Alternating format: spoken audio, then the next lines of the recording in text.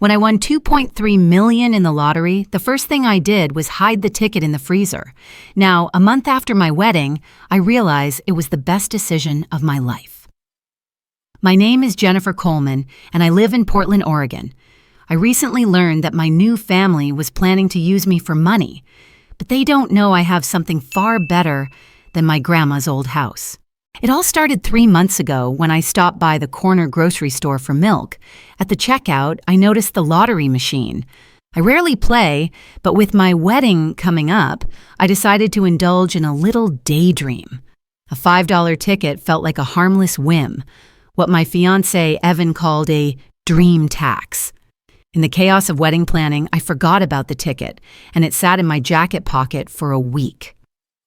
One evening, while sorting through stuff, I found it. Out of curiosity, I checked the numbers. The first 3 matched, then the 4th, the 5th, the 6th. I stood in my tiny Portland kitchen, holding a ticket worth $2.3 million. My first thought was, Evan will be thrilled. But something stopped me. Maybe it was my late mom's voice whispering, Jenny, money changes people. Watch first. Then decide. I wrapped the ticket in plastic wrap and hid it behind a bag of frozen peas. I told myself I'd tell Evan after the wedding when we were truly a family. Now I'm grateful for Mom's advice. The wedding was perfect. Evan looked stunning in his tux, and I felt like a princess in a dress we could barely afford. But even on that joyful day, I noticed an odd look from his sister Carol. She smiled, but her eyes held something unsettling. At the reception, Carol approached me by the gift table. Jenny, darling, she said, hugging me a bit too tightly. Welcome to the Coleman family. We're so glad Evan has someone dependable. Thanks, Carol, I replied, feeling a twinge of unease at her tone. You know, she continued, lowering her voice, maybe we should talk finances? Family stuff, you understand. Evan mentioned your grandma's house in Portland. My heart raced. Grandma's modest suburban cottage was worth about $180,000. I planned to sell it to pay off student loans.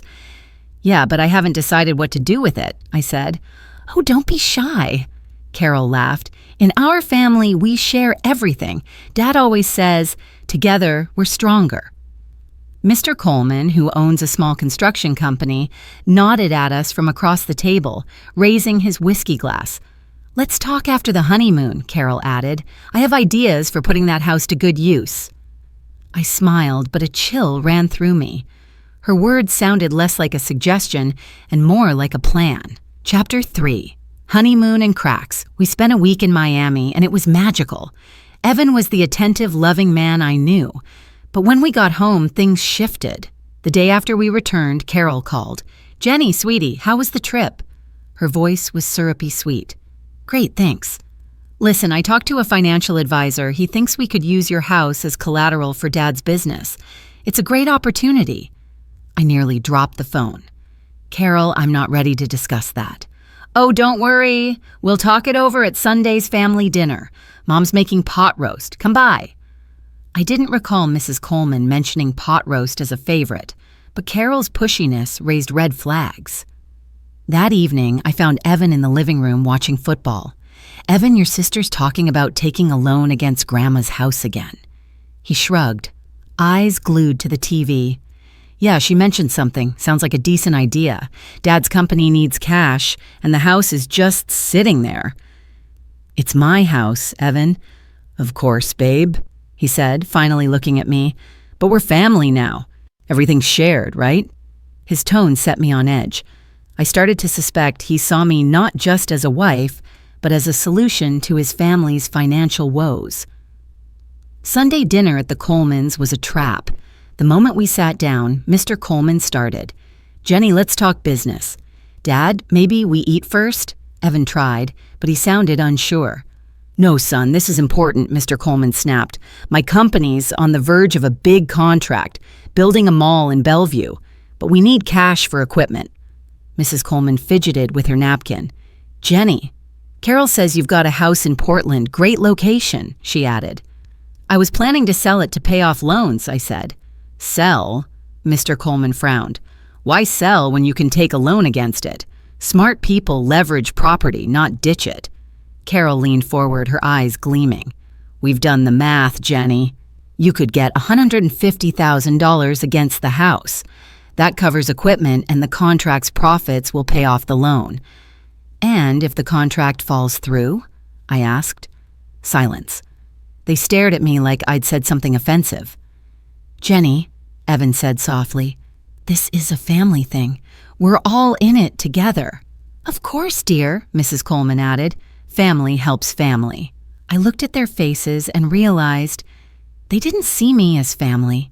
They saw an opportunity. I need time to think, I said. Mr. Coleman's face darkened. Think, Jenny, in this family. We don't think, we trust. Dad, relax, Evan said, his voice shaky. Excuse me, I need the bathroom, I said, standing. Instead of the bathroom, I lingered in the hallway where I could hear them. Evan, you need to talk to her, Carol hissed. She's too stubborn. Maybe we're pushing too hard, Evan said uncertainly. Pushing? Mr. Coleman scoffed. Son, we need cash now. Competitors are breathing down our necks. Without this contract, the company's done. What if Jenny says no, Evan asked. Then you make her, Carol snapped. You're her husband. You have rights. Rights? Evan's voice wavered. Don't be naive, Evan, Carol whispered. The house is marital property. If we need to, we'll get the loan without her signature. My heart stopped. Carol, that's illegal, Evan whispered. Illegal. She laughed. In business, there's no illegal, just unprofitable. And losing the company because of her stubbornness is unprofitable. I heard footsteps and slipped into the bathroom, locking the door and trying to steady my shaking hands. The next day, while Evan was at work, I visited Mark Johnson, my mom's old friend and a lawyer. Jenny, you look rattled, he said. I told him about the wedding, the house, and the overheard conversation. Mark took notes, frowning. Since you inherited the house before marriage, it's your separate property, he said. But there are ways around that. If Evan signs documents claiming you agreed to treat it as a joint asset, it could get messy. That's fraud, I exclaimed. Yes, but proving it in family matters is tricky. What do I do, Mark? First, sign nothing. Second, I'll set up a power of attorney in your name only to protect the house. Also, I can dig into Coleman Construction's finances through my contacts. Give me a couple of days? Please. I left his office relieved, but knew this was just the start. That evening, Evan came home with roses and a box of chocolates. What's this? I asked. Just a gift from my wife, he smiled, but his eyes looked off. Evan, about dinner at your parents'. They're too pushy. I know, he sighed. They're stressed about the company. Dad's poured his life into it. That's not my problem, Evan. He sat beside me. Jenny, I get that the house matters to you, but helping Dad could grow the business. Maybe even make me a partner. It's our future.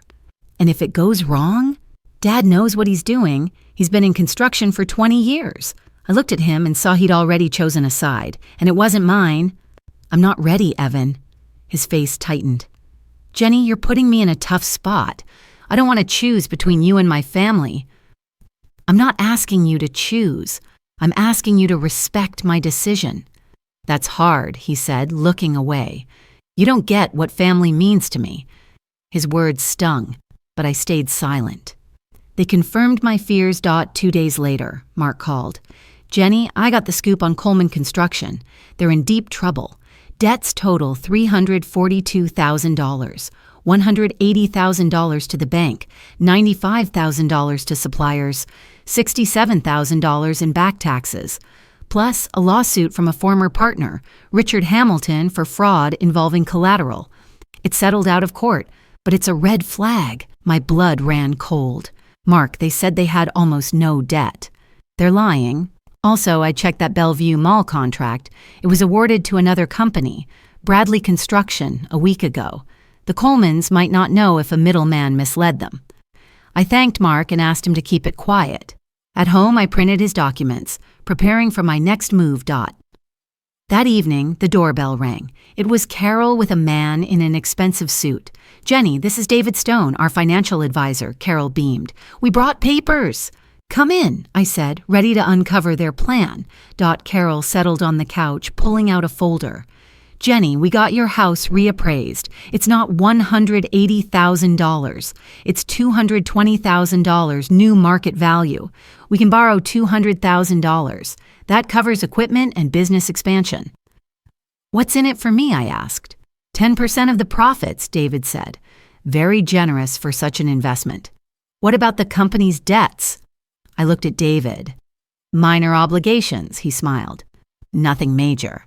Like $342,000? They exchanged glances. Jenny, Carol started. Doesn't matter. What about the Hamilton lawsuit? Fraud with collateral also a minor? Carol paled. A misunderstanding, David said. Misunderstanding? I pulled out my printouts.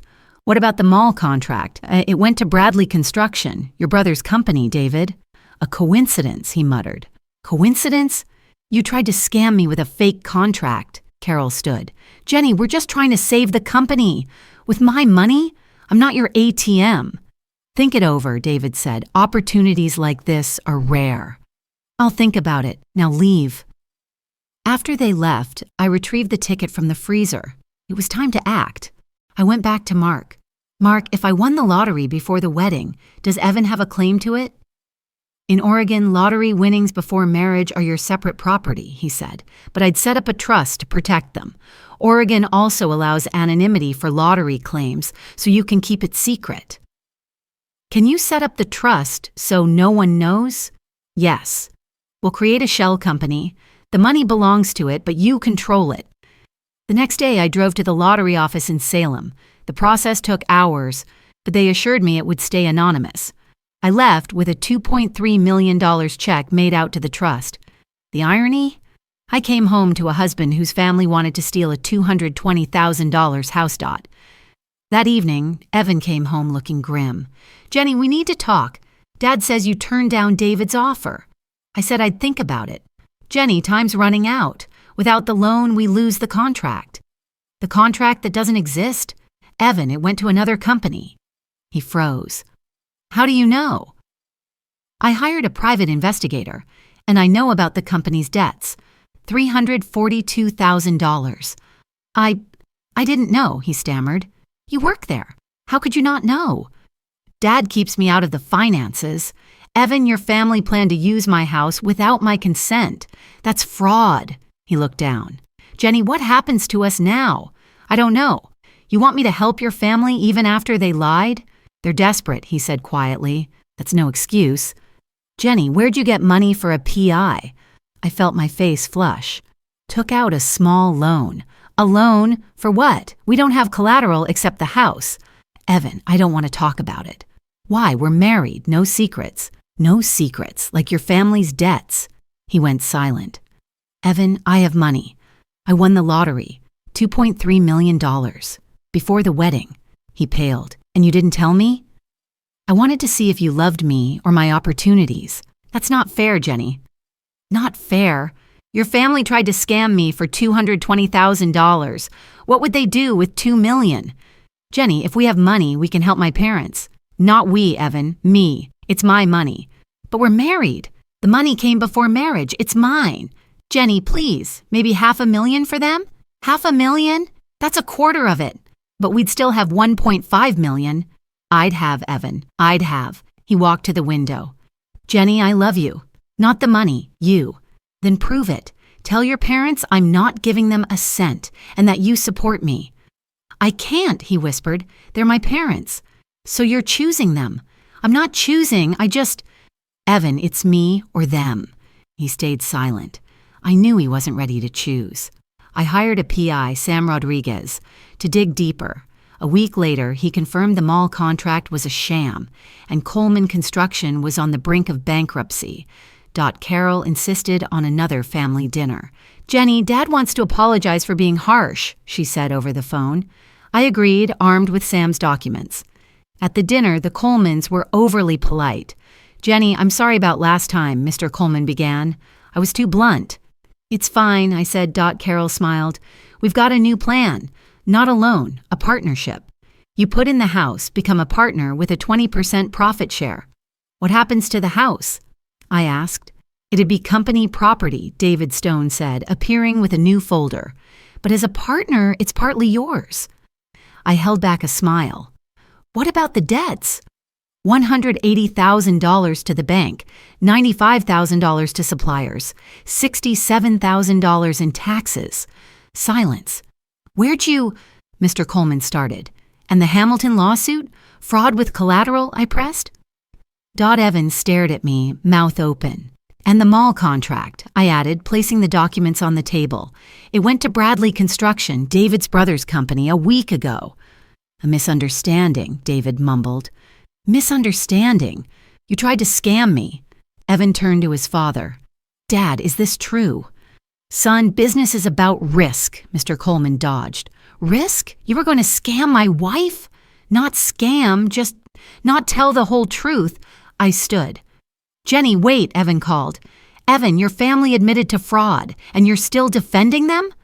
I didn't know or didn't want to know? I walked out, leaving them in silence. Evan was waiting at home.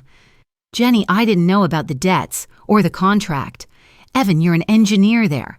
How could you not notice? Dad kept me out of the finances. And you never asked questions. He looked down. Jenny, what happens to us? I don't know. Do you still want me to help your family? No, he said quietly. I was wrong. What changed? Today I found out Dad mortgaged Mom's house without telling her. The bank's foreclosing. And that's why you changed your mind. I saw what he's capable of. If he'd scam Mom, he'd scam anyone. What did you tell your parents? That we're not helping. They need to fix their own mess. Ooh, how'd they take it? Carol said I'm no longer their son. And you? I said I'm your husband. That's what matters. I looked at him, searching for sincerity. Evan, are you serious? Yes. I wrote my resignation. I'll submit it tomorrow. What's next? I'll find another job. I'm a good engineer. I took his hand. Evan, I want to be honest too. When I won the lottery, I was scared money would change everything. So I kept quiet. I get it, he said. If you'd told me earlier, I'd have pushed you like my parents did. Maybe. Jenny, I'm glad you didn't tell me. It helped me see what's important. You, our marriage. I hugged him. Money won't change me, Evan. I want to work at the library, live in Grandma's house, be your wife. And the money? I'll put most of it in a fund, maybe for students or seniors. Keep $300,000 for house repairs and life. Jenny, you don't have to. I want to. Money's a test, Evan. It showed me who you really are. A week later, Carol called. Jenny, can we meet? It's important. We met at a cafe. Carol looked exhausted. Jenny, I know what you think of us. I don't blame you. We messed up.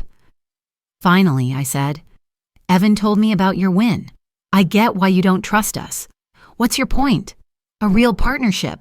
With your money, we could save the company. Make it bigger.